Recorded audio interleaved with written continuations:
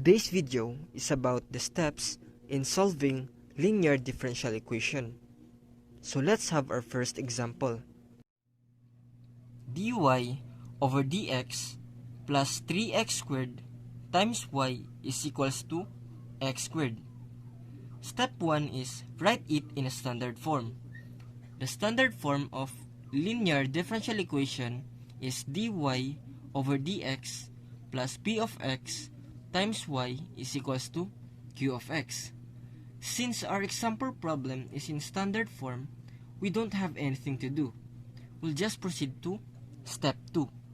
Step 2 is identify the functions p of x and q of x. By looking at the standard form of linear differential equation, we can tell that our p of x is 3x squared and our q of x is x squared. Step 3 is determine the integrating factor. The formula of the integrating factor for linear differential equation is I of x is equals to e to the power of the integral of p of x dx.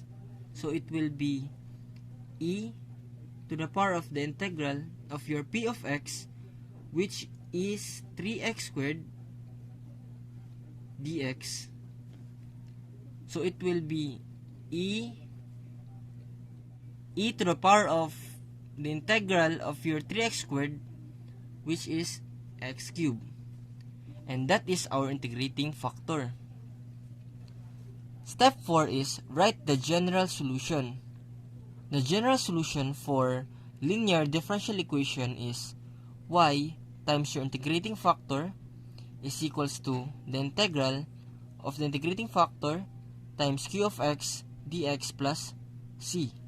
So that's going to be y times your integrating factor, which is e to the power of x cubed, is equals to the integral of e to the power of x cubed times your q of x, which is x squared dx plus c.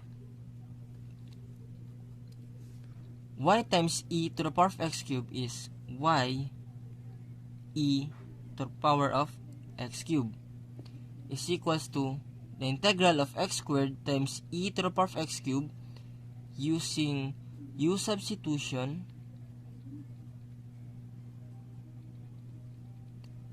it will be 1/3 times e to the power of x cubed plus c. Divide both sides by e to the power of x cubed. So in the left side, we now have y is equals to 1/3, and on the right side, we now have 1/3 plus c over e to the power of x cubed. E to the power of x cubed can be moved from the bottom to the top.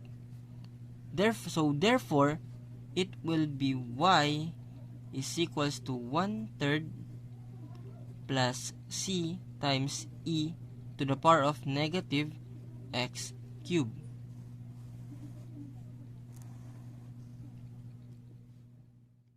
And that would be the end of the discussion. I hope you learned with this video, and please don't forget to like and subscribe to my YouTube channel. Thank you.